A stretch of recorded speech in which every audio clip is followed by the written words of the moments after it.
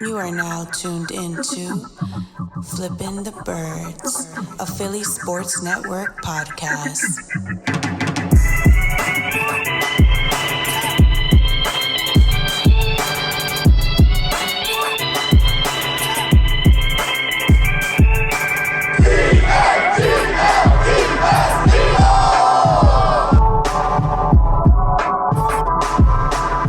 What's going on, Eagles fans? Welcome all to episode 42 of Flippin The Birds. I'm Brian Cameron. He's Chris Infante, and it's good to be back. I feel like our little days off are like so far apart. What do you mean our days off? Like the day we record a podcast to the next week that we record a podcast is so far. It feels like it's 7 days. You're so annoying. Before we came on, I said to myself, it does feel like it's been a while, but it's been 7 days. Like I feel like we both went on vacation somewhere, and then we're just coming back to the podcast now. Like it's been a couple months. I ain't on no vacation. I mean, you look a little tan. You look tanner than I do. Because that's just me. This is summer me. Like once I go into summer mode, my skin color just starts darkening. It's a different hue every day. Your ancestry starts coming out of your pores. Yeah, it just starts coming out. Yeah, it just seeps out. I just can't help but see Puerto Rican, in the summertime. But yeah, you know what I did today? I took a bath. Why do you make it seem like it's been a long time since you took a bath? No, like I put those Epsom salts. Oh, you actually took a bath? Yeah, I took a bath. Oh, okay. Not a shower. I shower every day. Okay. I said that because I did the Peloton today, of course. I have to. But like, I was stretching afterwards, and I had so many aches and pains. And my wife's been like, yeah, you should do it. It's great. So I was like, yeah, and maybe I'm not going to take a bath. So I was like, you know what? I got to do it because I was stretching in my hip. Mm. My hip was like, yo, you can't do this. And so I took a bath, and I got up. I was like, oh, shit. I've never, my legs have not felt that good in a long ass time. I'm gonna take a bath like once an hour. I'll be honest, I don't think I've ever taken an actual bath since I was like a baby. Like, I've been in the jacuzzi, but that doesn't count. So once you lose infant, you went through infancy. Once you turn 2 and 3, you're done. You're taking showers. I mean, the moment after my mom figured out that it's time to stop bathing them and start showering them, I think that's when that transition. You were standing in the shower as a 4-year-old? I probably was. I never know. Shit, yeah. I was saying I haven't taken a bath since I was a little kid. And I don't know if jacuzzis count because I don't think a jacuzzi is considered a bath. If you're taking a bath in a jacuzzi, you got something wrong with you. So that doesn't count then. People are trying to enjoy themselves in the jacuzzi also, and you're there with a bar soap. You're there with a bar soap. Like, just keep going. Anyways, outside of our bath tendencies, big news coming out of the weekend. Brandon Brooks has injured his opposite Achilles from what it was injured before. He was rehabbing and he felt a pop and knew that his season was done with after that. Yeah. Ironically, you came out with an option article today, but to speak about the impact of Brandon Brooks not being part of the O-line this season is kind of big. The expectations of the season was big to begin with because of everything that's happening. I mean, it's not kind of big. It's fucking huge. Yeah. I mean, he has only surprisingly, not surprisingly, because he's a damn animal. He's a robot. He has only missed in his 4 years with the Eagles. He's only missed 2 regular season games, and that was in 2016, his first year with the Eagles. He missed game 11 and game 13. Were those actual injury games, or was that the anxiety stuff? I think those were the anxiety stuff. He missed 2 games. But then 2017, all 16. 2018, all 16. 2019, all 16. And that's all 16 after tearing his Achilles in 2018 against the Saints. And he left that game in the playoffs. And then he came back strong this year. He missed this year's playoff game because he hurt his shoulder I think against the Giants at the end of the season, and then he had to miss the Seattle game. So he's only missed 3 games that the Eagles have played, and he left 1. So I mean, if you want to count that, but it's huge. It's we were just watching a video of him last week doing Muay Thai, and yeah, he looked very very in shape. He was looking very svelte. Yeah. And he's like, but it's like how this guy can't catch a break. And it's such a shame, but at the same time, he's come back strong at both. Every time he's He's a been freak of injured, nature. He he comes is. back within He really like is. the period that he's not supposed to come back within. It's like you're not supposed to come back from an Achilles injury last time as fast as he did. He should have won comeback player of the year last year, but yeah, they don't give it to offensive linemen. But it sucks. It really does. It's just new year, same story, And it started really early and this it year. started in June. But like I wrote in my article, silver lining. It happened on June 15th, June 16th. And whatever yesterday, June yesterday, 15th June was yesterday, 15th. yeah. It happened yesterday, June 15th.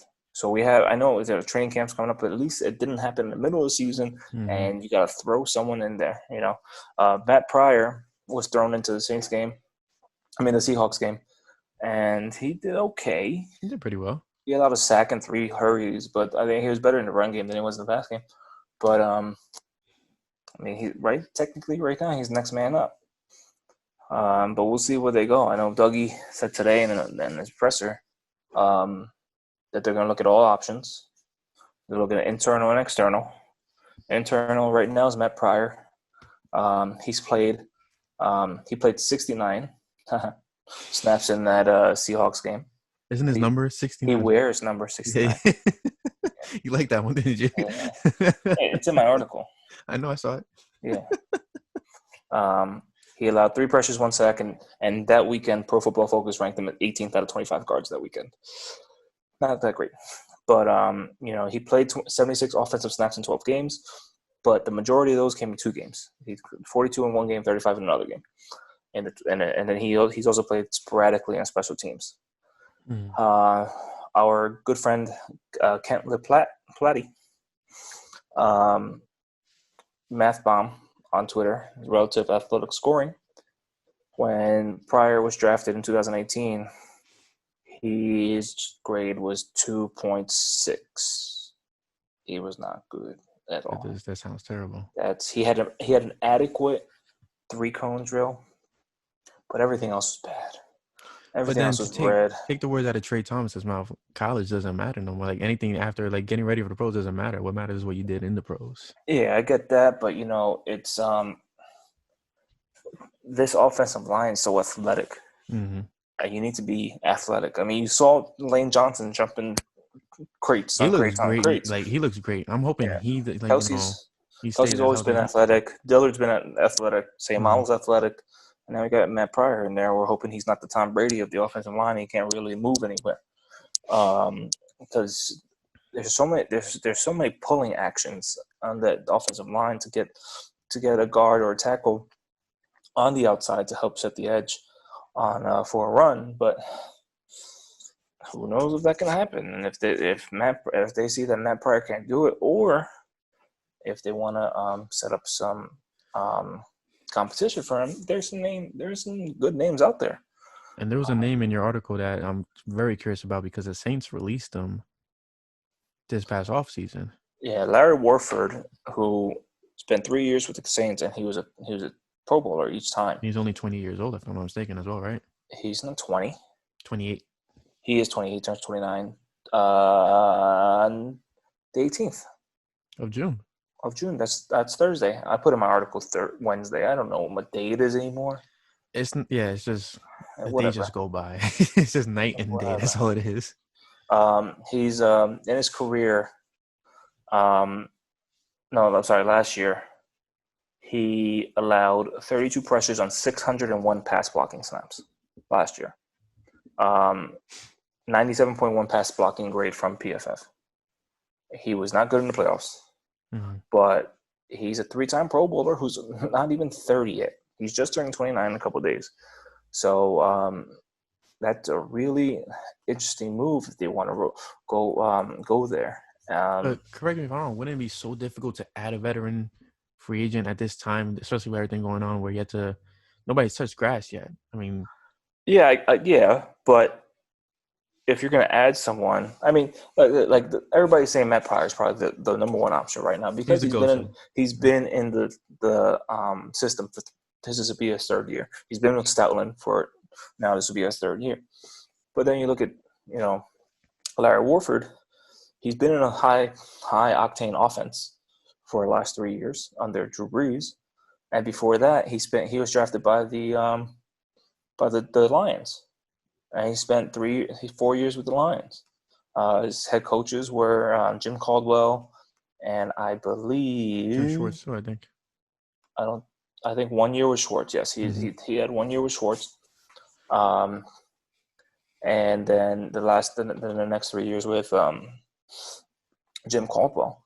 But he had to protect a Carson Wentz-esque quarterback. In Matt Stafford. So he has all the experience in the world with a quarterback like Carson Wentz, and he has all the experience in the world with an offense like the Eagles want to run and the Saints offense. So I mean, he had to block for Alvin Kamara and Mark Ingram. Now he gets to block. He should be able to block for Miles Sanders without a problem. He's played with good centers. Max Unger. Now he played with Jason Kelsey. So it wouldn't be that much of a transition for him, I don't believe, because of all the stuff that he knows. Mm-hmm. And then you look at a player like Ronald Leary, who is hurt all the time. Not be an option at this point. In a sense. He's played 8 years in his career. He's only played 16 games once. And in his 3 years with the Broncos, he's played 29 total games. And if you need some math, in 3 years, the most amount of games you can play is 48. So the fact that he's only played 29, a little concerning. He was with Dallas for 5 years, and he played 48 games out of a possible 80. His only connection there is Scangarello. Scangarello was Denver's offensive coordinator last year where Leary was there. The fact that he's played with Dallas is going to turn off majority of Eagles fans because of the Orlando Scandrick issue. Yeah. Yes. Yeah, whatever. Another person we can talk about is Mike Person. Interesting wordplay. It's just what I do. Scangarello was the quarterback's coach for the Niners in 2018, and Mike Person was coming off 3 seasons, I believe, with the 49ers. 2 years with the 49ers. So he spent 1 year with Scangarello. He played 95% of the offensive snaps in 2018, 80% of the snaps last year. He's had a pass blocking grade of over 70 in 3 of his last 4 years. And a few years ago, actually, he was graded higher than Jason Kelsey as a center. So he has the versatility of being one of the best centers in the league years ago, and then he switched over to guard. So that versatility, that's what the Eagles like in their linemen, how much their versatility. So I think, if they were to go outside, I'd say I wish Warford was the answer, but I think my gut tells me they would probably go Person, then Warford.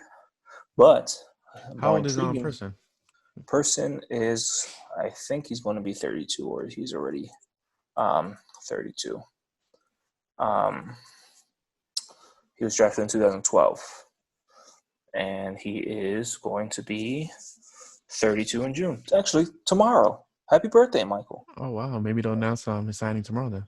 Yeah, his birthday. So we got Michael Person's birthday tomorrow, and we have Larry Warford's birthday on Thursday.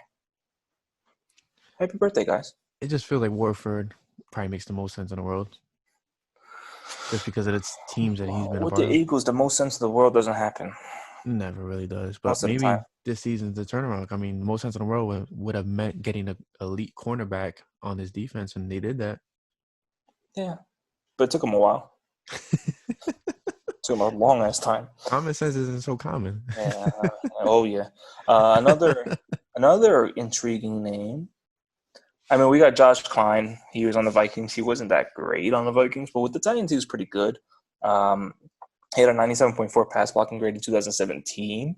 But then kind of dipped off after that. But now we're looking at another Long brother. Yes. We have Kyle Long, who retired in not too long ago. January. However, plays that we're doing right now. It was good. It's easy to ignore your wordplay when it's not that good enough to catch up on. It was pretty good. It was pretty good. Not too long ago was perfect. Yeah. Okay, Cool. Anyways, so he retired and apparently like he got skinny. But a few days ago, actually yesterday, he went on Twitter and someone asked him, why did you retire so young? And his response was, I didn't retire, I got fired. I will know with conviction whether I'm done for good or not in the next few weeks. Full transparency, I miss football, but at what cost? I'm most likely going to be on golf courses instead of gridirons. So he said that he didn't, and then he pretty much came out and said that he retired, quote unquote, because he hates the Bears coaching staff. And he pretty much came out and said that if he returns to the Bears, he's not returning under this coaching staff. That's very interesting. You've never heard of that about Stoutland. Which is Matt Nagy. And I forget what game he said it was, but he said that at halftime of one of those games during the season, he was told he doesn't play like he used to. So he obviously saw that as how long? He is. Imagine his birthday is on Friday. That'll be something. Let's see. December 5th. He'll be 32 on December 5th. Okay. So we got these older options, but the thing is, his last 4 years after starting his rookie year, 16 games Pro Bowl, 2014, 15 games Pro Bowl, 2015, 16 games Pro Bowl, and then 2016 through 2019, in 4 years he played 30 games, and he's ended each season the last 4 years on injury reserve. So there's the little pause right there. Yeah, going to be a huge pause for Howie Roseman and company. But the last time they got along, brother, they won the Super Bowl. So if you believe in those things, it's maybe. And then you look at Jason Peters, and then Mike Kay of NJ Media, NJ.com, had a nice conversation with Trey Thomas, former Eagles offensive lineman and former Flippin The Birds guest, about a possible Jason Peters move, and Trey Thomas pretty much shot that down. He was like, listen, he's been a left tackle his whole career. He's been on left stance his whole career. So to change him over to right side and all that, it's not going to happen. He's 38. Yeah, I'm not for it just because of his age and because of the point that you made not too long ago about Jason Peters not being the athletic monster that he once was. And this team needs to be athletic for them to really go forward. Yeah, so I don't see it happening. Mm-hmm. Maybe they move Seymalo to right guard and have him next to Dillard at left guard, so he stays in that left stance. But it's still a different stance because it's not a tackle; it's a guard. So, as much they have had open communication, quote unquote, but it's not his best. He did say last July, that he wants to play for a long time, and if it's a guard or a tackle, he wants to play for a long time. But my thing with that is, like, it's another Nick Foles situation where Dillard is supposed to be the future, and you still have Peters around just in case if Dillard messes up, Peters is right there. Like, that shadow's going to be looming over Dillard the entire time he's playing. And that's not healthy for Wentz. That's not healthy for the offense. Yeah. So we're looking at Matt Pryor, Larry Warford, and Mike Person, most likely. Or Jack Driscoll, the rookie. Or Jack Driscoll, yeah. But he's also a tackle moving in. He was a guard a little bit or center. He worked out as a center in March during the pre-draft process, but in Auburn he was a tackle. We got the bookends from Auburn. We got Jack Driscoll on one side and Prince Tekowahu on the other. Not a coincidence either. Let's put that out there. Oh, they made sure they got those guys. Yeah. But he maybe, and then you got Nate Herbig, who people really like. You got Suo Peta. So you have options. Not want to let go for some reason. Yeah. The Eagles really like him. Yeah. But the Eagles have really liked a lot of people in the past who didn't work out. So we'll see. It's very interesting. Very interesting times coming up for the Eagles, especially with the Brandon Brooks replacement looming over them. But I figure we take a moment. What are you drinking tonight? We did it I last week, and am. we got a good response. I am drinking some. Let me reach back here. I thought you had that back there on purpose too, like just advertising a little bit. I'm drinking some Johnny Walker Red Label tonight. I'm staying away from the beer during the week for the most part, just because I'm trying to lose some weight. Mm-hmm. I will say though, I have this right here, Old Smoky Tennessee Mango Habanero whiskey. Got a little kick in it? Let me tell you, straight, it's a nice little kick. Nice little kick at the end. Sweet at first, but at the end, it gets you. Really? But I mixed this with orange juice the other day. That's a game changer. Really? Game changer. Mango habanero whiskey with orange juice. Oh my god. Oh my god. And no, we're not sponsored by them guys. We're just we're just drinkers. But if they want to sponsor us, let us know. Yeah, we're an email away. That's all it is. Speaking of sponsorship, here we go. Wait, hold on. You just skipped my drink. It's all about you. Yeah, we'll pause for a break and for a word from our sponsor. Last few weeks I've been sneezing a lot, and it's more because my nose hairs. I'm telling you, I said it in the last podcast. My nose hairs are so damn long. I blame my dad for it. Get those damn genes. But since I got that weed whacker from Manscaped, I don't do it anymore. There's no tickling in my nose anymore. Just go in there and it's gone. Yeah. I think what the listeners want to know is does it still make the same sound? Yeah, it goes. No, like in your nose. No, it clogs up sometimes because of how much. So what you like? So I gotta take it out and be like, all right, wash it out and go back in. I have no shame. But it's it's a great product. And it's all about grooming yourself. You like to groom your lawn, so you have the lawnmower for downstairs lawn, and you got the weed whacker to trim around the upstairs. And you have the soap, the body wash. The body wash makes you smell delicious. You got it's like ball deodorant wash that you can actually wash your scalp with, and it's like it actually moisturizes your scalp. Everything. You can use it on everything. Just make sure you don't start down below first and then go up. You always go from top to bottom. Always. You don't want to use the same thing, because if something plucks out and then you got it on your face. No, we don't want to do that. But I'm telling you, this whole line of stuff at Manscaped, it's pretty phenomenal. If you're a little iffy on like, I'm not going to buy stuff to shave my balls, it's weird. We get it. It's okay. They have a lot of other stuff. They got ball deodorant. They got like ball toner. It's called ball toner. You just spray and you're good to go. You go to a club and you're good to go. Everything's starting to open up now, so you need to freshen up. But they have a lot of other stuff. They have T-shirts. They have little carrier bags. Travel bags. They have a lot of stuff, and a lot of some of their proceeds go to testicular cancer research. Mm-hmm. So they do good stuff too.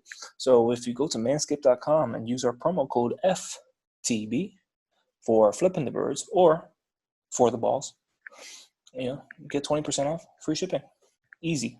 That's a real key thing, free shipping. Like you don't get that nowadays. You don't, especially with the COVID. Like you don't get free shipping anywhere. Like even with the COVID, like with Manscaped, a lot of stuff, like even Amazon. They say you're paying for Prime, but it's still taking many days because of COVID. 2 weeks, so it's ridiculous. But with Manscaped, it tells you 2 to 3 days shipping. You get it in 2 to 3 days, and that's it. So it's pretty good. Do it. So that's code FTB for 20% off, and you get free shipping. That's right. So I guess what are you drinking? I'm drinking. If you're from Jersey, this is new to me. Could be new to you. Source Brewing, Tropical Bliss. I think it's right there. Yeah. It's a milkshake IPA. I know I like my milkshakes, as you mentioned it before the podcast. Yeah, Bryan likes it. For those of our New York listeners, there's a new brewery coming out in Warwick, New York. It's called Drowned Lands. And I just had one of their beers a couple of days ago, and it was probably the best beer I've ever had. Did you bring some home? I had one. Did you bring I didn't go to the brewery. The tap room isn't built yet. I got it from a place where my parents live. They sell single cans, so you can make your own 6-pack. Did you make your own 6-pack? I made my own 6-pack, but I got 6 different beers because I like to build up my Untapped. So And you're a Skittles kind of sure, whatever that means. guy. I like to taste the rainbow. But it was like probably the best beer I've ever had, and also one from Queens, Finback Brewery.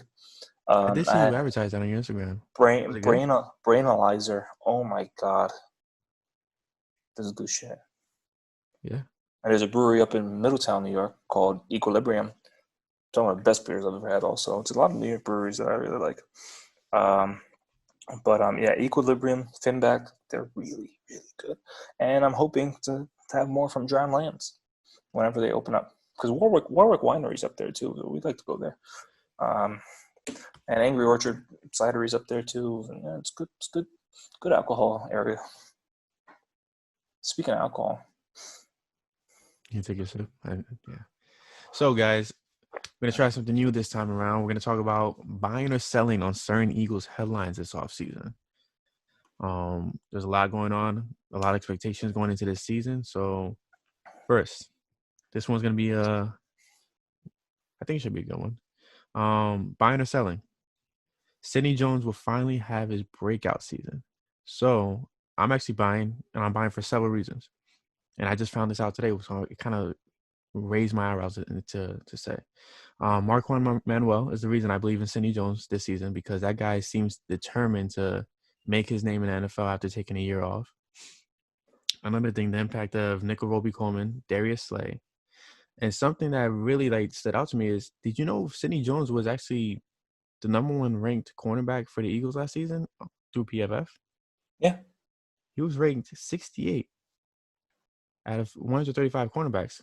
The next closest Eagles, Avonte Maddox, 89th. I didn't know that. The fact that the Eagles cornerback was 68th, not even half, below half of all the corners.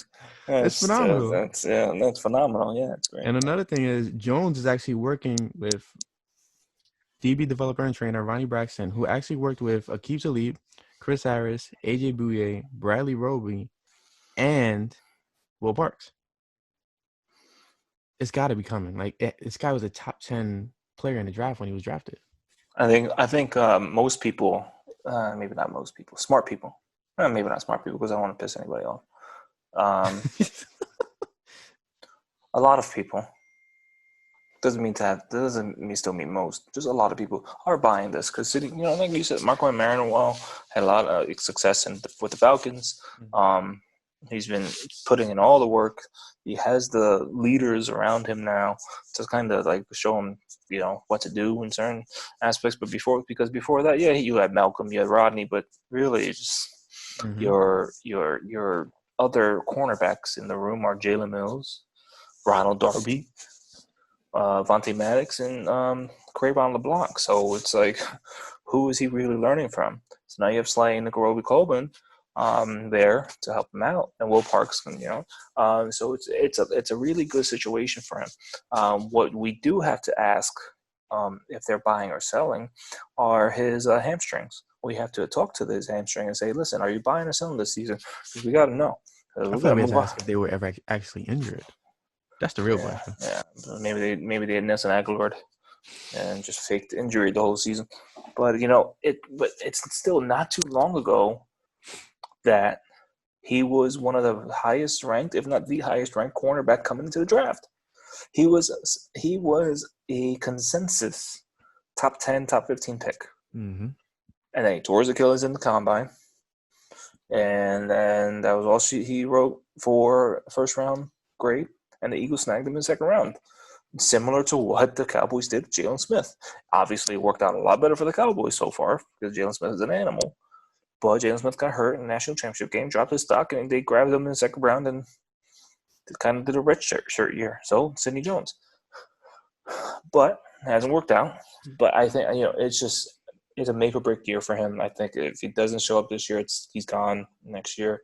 I've been on the Sidney Jones train since he's been drafted, even through the ups and the downs. I'm like, listen, just be patient. He showed a little bit of a glimpse of what we could get last season. Towards the end. The interception against the Giants, the pass deflection against the Cowboys. Yep. So the talent is there. I think he just needs confidence.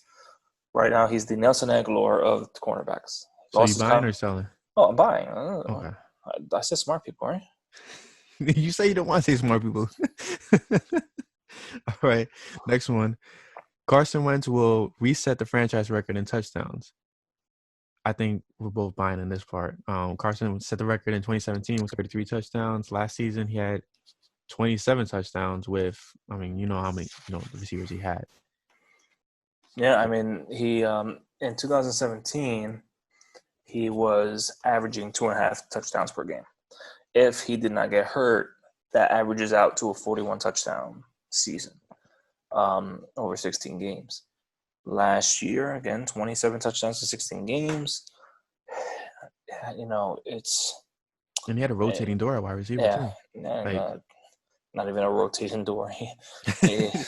Like a disposal. He had an assembly line. It was just a constant assembly line of just players going through. It was just, it was ridiculous how many players he had to play with last year. But again, only 27 touchdowns, only 7 interceptions. But in 2017, he was 2.5 touchdowns per game. And that's crazy. And he has so many games in a row with a touchdown. I think it's 19 right now. The last time he did not throw a touchdown was that abysmal New Orleans game in 2018 when they lost 48-7. He had 3 interceptions that game. But even before that, he has these stretches of games where he's on 19 in a row right now with at least 1 touchdown pass. Before that Saints game, the last time he did not throw a touchdown was in 2016. So he went 1, 2, 3, 4. Let me do this. Let me see if this works. Before that, he had 22 games in a row with a touchdown pass. Mm-hmm. And in those 22 games, 51 touchdowns and 11 interceptions. So he's going to find. I really can't see a game where he doesn't throw a touchdown pass again. He has so many weapons. And that's the thing. He's literally drowned with weapons now. At tight end, at wide receiver, at running back. Yeah, it's crazy the amount of talent that he has right now. So in these 19 games, he has 33 touchdowns and 8 interceptions. In the last 19 games, only 8 interceptions and 33 touchdowns. Phenomenal. And so it's crazy how good he's been. I'm buying because you don't even need to average 2.5 touchdowns per game to break it. I mean, you average 2 touchdowns a game in a 16-game season. That's a 32 right there. And you sprinkle in a couple 3 or 4 touchdown games, you're there. You went over under 40. To get 40 exactly, you need to average 2.5 touchdowns per game. Mm-hmm. So it's rough. It's a rougher schedule this year. It's a rough schedule. Defenses are really good this year. But again, it's a passing league no matter what defense you're playing. Correct. I think he gets to 40. I think he does. Okay. I'm not gonna bet money on it because maybe he gets 39. But, I'm so pissed. Yeah. All right. Yeah. Next one. Buying or selling, Miles Sanders will cross 1,000 rushing yards alone. I'm 1,000% buying this. Sanders started only 11 games last season. He still put up 818 rushing yards. He averaged 4.6 rushing yards per attempt in just his rookie season. There's no way you can't see that Sanders is going to cross this milestone. Now, to average 1,000 yards, to get 1,000 yards in a season, you need to average 62.5 rushing yards per game. Now, I think, I did an article last week on how Scangarello and Marty's addition to the Eagles will affect Miles Sanders. Now, in Marty obviously is a former Eagles offensive coordinator. When Andy was here, when he was with the Eagles, he really went one running back centric. Mm-hmm. In 2006, Brian Westbrook 240 attempts, Corey Buckhalter 83.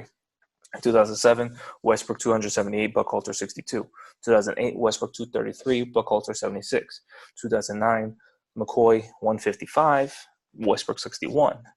2010, McCoy 207, Jerome Harrison 40, and then Michael Vick had 100. 2011, McCoy 273, Ronnie Brown 42, Vick had 76. And in 2012, McCoy had 200 and Bryce Brown was supposed to be so good, 115. So it's really been one running back centric. But then he went to the Jets, and he really split it up. 2013, they had the fifth most rushing yards in the league. 2014, they had the fourth most rushing yards in the league. 2013, Chris Ivory had 182 carries. Bilal Powell had 176. 2014. Was that the year that they both went off? Oh, yeah. 2014, Ivory carried the ball 198 times, while Chris Johnson, CJ2K, carried it 155 times. Now, with Ravens, he in 2000 he really had a split snap share between two running backs with the Ravens, despite, if you take away Lamar Jackson's runs. He in 2016 it was Terrence West and Kenneth Dixon. 2017 it was Javorius Allen and Alex Collins, and 2018 it was a quartet of running backs. It was Dixon, Allen, Collins, and Gus Edwards. Mm-hmm. They were all getting shares of running backs of the carries. So you have to wonder what is he going to do with the Eagles. Now, the thing is, and then you look at Scangarello. In 2015 was really the only time he had a bell cow back, and that's when he was with the Atlanta Falcons. He was the offensive quality assistant when he was working with Kyle Shanahan, who was the offensive coordinator at the time. Devontae Freeman was averaging 70.4 yards a game. He had 265 attempts. The next highest was Tevin Coleman with 87. Then he went to Wagner College, and he had two rushers for over 700 yards. And then his 2 years as QB coach, obviously he's not in charge of the running attack, but Shanahan's system that he learned under, obviously, had Matt Breida split time with Carlos Hyde in 2017 and Alfred Morrison in 2018. And then in the Broncos last year, Philip Lindsay had 513 snaps, not carries, but 224 carries. And Freeman had 506 snaps, but 132 carries. So you look at that and you say, okay, maybe he's split sharing the snaps, but when one running back is in, he's going to run the ball. Mm-hmm. When the other running back is in, he's probably going to split out wide or stay in for pass protection. So if you're looking at that, maybe Miles Sanders and Boston Scott or Corey Clement or whoever else they bring in to back them up, maybe they do really stay committee. But whenever Sanders is in, he's getting the ball. And whenever Scott is in, he's splitting out wide, doing little sprawl stuff, and not really getting the carries. So I think, to get 200 carries in a season, you need to average 12 and a half carries a game. And that's really nothing. It's really nothing. That's very true. I mean, he had 179 and just right. And to average 250, to get 250 carries on a season, you need to average 15.6. And I think he's going to get 60 to 17 carries a game. Yeah, I agree with that. And if you look at if you get 16, maybe 15, 16, and with sprinkling like a 20 carry game here or there. With that, and then I think Boston Scott maybe gets 8 or 9 carries a game. Clement gets a couple. Other running backs get a couple. And then you got to factor in Wentz's attempts also. That I think we're going to have it. I think Sanders' ceiling this season will be 240 carries. Just because the running back rotation is just sometimes there's no wherewithal for it. So if he's 240 carries, he's averaging it's not an even number, 15 carries a game. So I think that's his ceiling. And if you do 240, 1,000 yards divided by 240, you got to average 4.17 yards per carry. Which he can do in his sleep. Yeah. So I think I'm buying. Okay. I think it'll be the first 200 carry guy and the first 1,000 yard rusher since Shady. All right, this one's gonna be a doozy. Buying or selling? An Eagles receiver will pass 1,000 receiving yards. I'm selling. unless Rager breaks out completely or Djax plays all 16 games, I can't see this happening. And it's not a bad thing just because there's so many mouths to feed this time around. Like Wentz doesn't only have 2 dynamic receivers. He has multiple options, running game, tight ends. I do believe, though, Rager probably goes to 800. Last time the Eagles had a wide receiver War number 18. that had 1,000 yards. He also wore number 18. I remember that season. Jeremy Maclin went off that season. Jeremy Maclin. Now, you kind of have to look at who he had around him that year. Also, did he have the kind of people that the Eagles have right now? I mean, you look at the offense was nuts that year. LaShawn McCoy had 1,300 yards rushing that year. Jerry Maclin had 1,318. Jordan Matthews had 872. Zach Ertz had 702. Riley Cooper had 577. Darren Sproles had 387. Brent Selleck had 340. And McCoy added in 155. Those are the only receivers over. Was that Matthews' rookie season?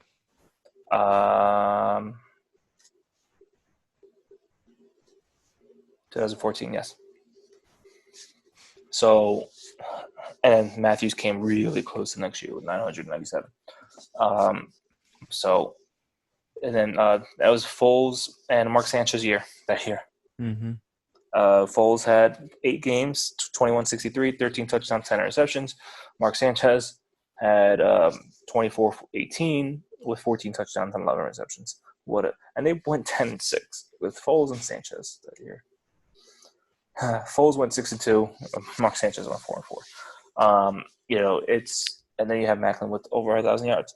So they kind of have the weapons dynamic that the Eagles had back then, but I think there's a little bit more mouths to feed than this one, especially running back wise. McCoy had 312 attempts, and he was averaging 19.5 attempts per game. Peterson loves the screens as well. Yep, loves the screens. And Wentz is going to have his attempts. Like, so Nick Foles had 16 attempts in 8 games. That's not Wentz. Mark Sanchez had 34 attempts. That's not Wentz either. Mm-hmm. Wentz can rush the ball. Yeah. So that's going to take away from Sanders. It's going to take away from the receivers also. Wentz is not throwing it. So I want to buy it so bad. But I think it's going to be low yardage for everybody. Not low. I think the highest receiver would be probably like 750, 800. Mm-hmm. With Ertz then being around that same number too. But I think there's gonna be a lot of receptions. I think it's gonna be a good PPR league. Eagles receivers for PPR leagues. I think we're gonna have 2 100-yard catches. 100 catches. Not 100-yard catches. 100 receptions. Okay. I think Ertz is going to be one, and I think Ray Gore is going to be the other. I think he's going to have 100 catches. Okay. Because it's not going to be Djax. Djax is a 60 to 70 catch guy. Mm-hmm. It's not going to be JJ. It's not going to be Ward. It's not going to be Alshon because he's going to be hurt the first half of the season. And no one else really had. It's not going to be Goddard. I think Rager is going to be. I know Doug said he's really going to be the backup right now to Deshaun. Mm-hmm. He's going to learn from Deshaun one position right now, which I absolutely love. But having Jalen Rager learn from Deshaun Jackson and all that. That's come on. Doesn't that, just to segue a little bit? Doesn't that kind of like sting so much for an Eagle fan where the Eagles tried cross training Golden Tate, they couldn't figure out where to put him. They tried cross training JJ, they couldn't figure out where to put him. And now all of a sudden it's like, okay, yeah, let's not cross train anymore. It's a little annoying. Sure, whatever. It's also June 16th, so yeah, they say that now, and then it's going to probably change in August. So they're like, oh yeah, we actually have Rager learning X, Y, and Z, and also H-back, and also he's going to be part of 13 personnel. And we're going to run Wildcat with him also. Yeah, too much creativity. All right, this one's gonna be an interesting one. Are you buying? I'm gonna let you go on first on this one. Are you buying or selling Alshon Jeffrey suits up when healthy and contributes big.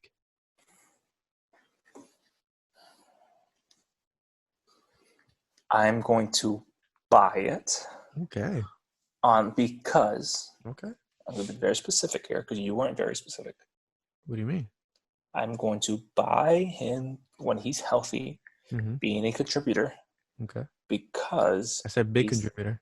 Big contributor. Big. Because he's not going to do it for the Eagles. Wow, that was a curveball. Bravo. Okay. That threw me off. Wow. Yeah. I'm used to those wiffle ball curves. You know, you take the wiffle ball, change it, it just zooms in like that. Yeah. But yeah, wow. I think I as much as Doug wants to say that he's a big part of the offense, blah, blah, blah, it's going to come to I thoroughly believe that between the season starts and when Alshon's ready to go, they're going to see the production from all the wide receivers and be like, we don't need Alshon. So you think they're going to push him out? I think a team that's going to need him is going to come calling and say maybe the Eagles that have an injury somewhere that they could just do a player-for-player swap. Mm-hmm. Maybe they could just do a pick in 2021 draft, maybe a fourth-round pick, whatever. I think someone trades for Alshon. He's a big contributor for them. Like I thought he was perfect for the Colts. He makes a lot of sense for the Colts. To pair with T.Y. Hilton. Maybe the Bears call Foles as their quarterback. Makes sense as well. So he can go back home. You know, there might be a lot more teams with not so much receiver depth that they need a big receiver. You know, and maybe they send them. I would rather them send them to the AFC. But you know, it can happen. Because I think it's going to be a healthy year for Deshaun. Then you got Raygor. And then you got Ertz, then you got Goddard. That's four people who need the ball. Then you got Sanders who needs the ball. You have Scott who needs the ball. And then you got contributors like Marquise Goodwin. You got JJ who, you know, and a lot of people actually feel like Quez Watkins is actually the Alshon replacement. Yeah. I mean, JJ's the Alshon replacement. Quez runs too fast to be the Alshon. But it's, you know, it's like if Doug goes by what he said last year, he never goes by what he says. No, absolutely not. But he said JJ is Alshon's replacement. He came out and said that. And when Alshon's on the field, JJ's not going to have a hard time finding the field. So if they really locked in on JJ and find time to see what they have in that second-round pick, why stunt his growth even further and bring back Alshon Jeffrey? So maybe one of these teams, you know, let's send him to the Colts. Philip Rivers probably needs him. You know, so maybe if he proves his health, then I completely applaud this. You really threw me a curveball. Touche. I'm not even gonna come back with a rebuttal. I just think, you know, it's. I don't know if it makes sense because of the whole how he's saying the point of Alshon is that he just needs to get healthy. And then now Doug's on the train where he just needs to get healthy. So PFF ranked every team's wide receiver core after the draft. The Redskins are last. He's not going to the Redskins. Oh, okay. You got the Jags. They're not going to trade for Alshon. What about the Jets? Joe Douglas. You got the Patriots. They're not going to trade for him. They just trade for Mohamed Sanu. They're not going to have Sanu and Jeffrey. You got the Dolphins. They're not going to trade for him. No? No. Pair him up with Devontae Parker? No. Well, maybe with two. No. And Jeremy Grant in the slot? Nah. The Jets make some sense. You know, they got Mims. They still got Crowder. They signed Perriman. They got Chris Herndon at tight end. So they still have some weapons, small weapons. You got the Bears.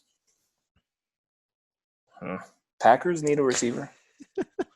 Across from Devontae Adams, but will they really go for Alshon Jeffrey? He's familiar with the area, with the division.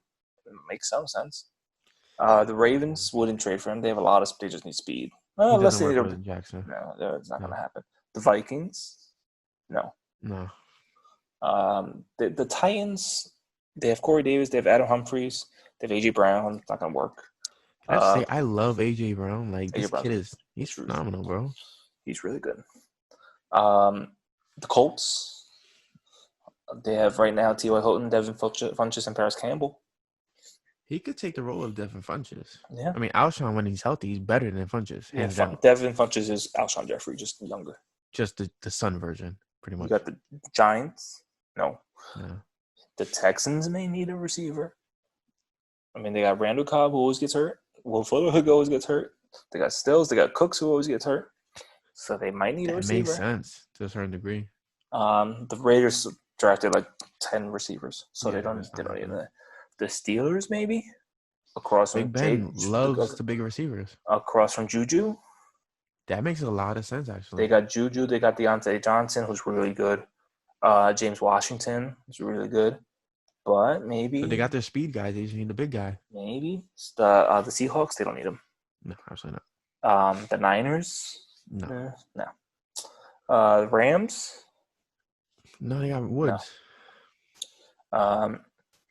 You know, and they list the Eagles as 14th best receiver core. 14th best. Yeah. Then you We're got the this close to Falcons. the top 10? Yeah, we're so close. Wow. We're almost there. The Falcons are above them. Not going to happen. No. Cardinals, they don't need them. No, absolutely Bengals, not. maybe the It could make Bengals. sense for Burrow. If Green gets hurt again. Yeah, but that's And John Ross gets hurt again. And Tyler Boyd I mean, gets hurt again. I mean, T. Higgins is Alshon Jeffrey, but yeah, but you know, the Broncos have a really nice receiving core. They don't need them. The Browns, I'm very jealous of what the Broncos did. Oh yeah. I'm very jealous of that. Jerry Jeudy, KJ Hamler to pair with Cortland Sutton. Yeah, the Panthers don't need them. They got DJ Moore, Curtis Samuel, and Robbie Anderson. But they don't have a big boy. They don't need them. No? No. All speed? No. And Christian McCaffrey can be a wide receiver too. The Chargers have a nice. No, they don't need him. Mike Williams. Yep. And Keenan Allen. Yeah. The Lions don't need him. The Bills don't need him after Stephon Diggs. The Saints don't need him. The Cowboys don't need him. The Chiefs don't need him. Can I just voice my and the Buccaneers displeasure don't need him. in the Saints? Like, I really despise that whole team. I mean, everybody hates them who's not a Saints fan. Even some Saints fans probably hate them. Like, I can't stand the Saints at all. Me either. They're a bunch of crybabies. They bug me more than the Cowboys. No, I wouldn't go that far. I will go that far. Like, they really annoy the life out of me. I'd still say fuck. Ever since Kamara made that statement where he said that they'll beat the shit out of the Eagles. Let them dream. So we got maybe Alshon to the Bengals, maybe Alshon to the Jets, to the Steelers, maybe to the Texans. I think Steelers maybe, makes the most sense. To the Colts, maybe, and the Packers, maybe, and the Bears. Interesting. Who knows? All right, last one. You ready for this one? No. Oh, okay. You want to take a sip first? I'm yeah. It was on. Got a little ice water in there. Can I know what the sign behind you says? Antiques. Antiques. Okay. I just see Quez. Like, I don't know if you're like Quez Watkins. Yeah, you're trying to predict the future. House of Quez. Yeah. Antiques. Even though there's no antiques under it. It's just it's whiskey. I mean, you might have aged wine under there. My wife. That's my wife. She likes these decorations. Listen, happy wife, happy life. I'm just told to put them up. That's what you gotta do. Yeah. All right. Buying or selling? Eagles will repeat as division champs. Buy. 1,000%. No team has repeated as division champs since 2003, 2004. Buy. And which team was that? The Eagles. Okay, buy. And which team has the same head coach? The Eagles. And which team has one of the best head coach quarterback duos? The Eagles. Buy. But you can put all stocks and put everything, push everything in there. Just invest it all. Buy. I'm buying. 100%. That's it. I really can't see them not winning division this year, even with a tough schedule. If they stay healthy. I mean, if they don't stay healthy, they can still pull it off. But if they stay healthy, they're a 10 to 11 win team. The Cowboys, I think if they stay healthy, and if they reach their potential under Mike McCarthy, I still think they're only like a 9 to 10 win team. They're really close. Did you see the statement where somebody said that Dak is more valued than Carson Wentz because if Dak was not playing and was injured, the Cowboys would just be a 6-10 team with the weapons they have. And if the Eagles were injured, I mean, if Carson Wentz was injured, the Eagles would actually be still a good team. Did that make sense to you? No. So if Dak goes down, and the next quarterback that comes in gets to throw to Amari Cooper, gets to throw to CeeDee Lamb, gets to throw to Michael Gallup, and give the ball to Ezekiel Elliott, they're not good enough to elevate that team. That's bullshit. Isn't that the wildest thing like that? People actually think this? Yeah, people just like to fucking just talk sometimes. And it's hard because I'm not being biased right now. Like, I'm really not. They're both like I hate the Cowboys with a passion, but they right now both healthy. They're both very good teams. I think it's the Eagles' defense, believe it or not, that sets them over the Cowboys I cannot wait to see the secondary. Because Jerry Jones was too spiteful and too senile and said, you know what, we're going to draft CeeDee Lamb instead of shoring up our secondary. Because we lost Byron Jones, we lost Jeff Heath, we lost Malik Harrison, we lost Robert Quinn, who was their best rusher last year, their best edge rusher last year. By the way, shout out to Gerald McCoy, who was actually a Wentz fan over at Dak. Oh yeah, they signed. Let's put that out there. They signed Jerry McCoy last year. McCoy said he would take Wentz over Dak, and he said that he only took the Cowboys job because apparently you get jobs after your career if you were a Cowboy. He's looking for his future. That's fine, but he knows the truth. He knows the truth. Can't deny it now. He's on video. Yeah, the 21st century. Two Mr. Cowboys truther, Skip Bayless. Wow, yeah. Whatever. We know the truth. So does Gerald. Unfortunately, he does. Yeah. All right, guys. Well, thank you for tuning in today. Chris, as always, it was fun. Yeah. Why do you say yeah like that? Say yeah like you enjoy it, okay? It's not like a first date or anything. It's like our 42nd date. Oh, if this is a date, cancel my Tinder subscription. Because if this is the kind of dates I get from that. Oh, man. But anyways, guys, thank you for tuning in today. Don't forget to leave us feedback on Apple Podcasts, on Google Podcasts, on Spreaker, on YouTube, wherever it is that you're listening at. Let us know what you think. Let us know how you feel. Let us know what you want us to do differently going forward. You got anything to say? Even, comment about us. Who cares? Just leave something as long as it's 5 stars. Why not, right? Even if all right, here's a challenge for you guys. If you listen to this, wait, time out. Can we call this like the Infante challenge or something? Like, are we going? No, this is both of our challenges. Okay. Leave us a 5-star review with a recipe, a drink recipe. Ooh. And if we like it and we use it, we'll send you a shirt. Wow. I'm actually looking forward to that. That's kind of dope.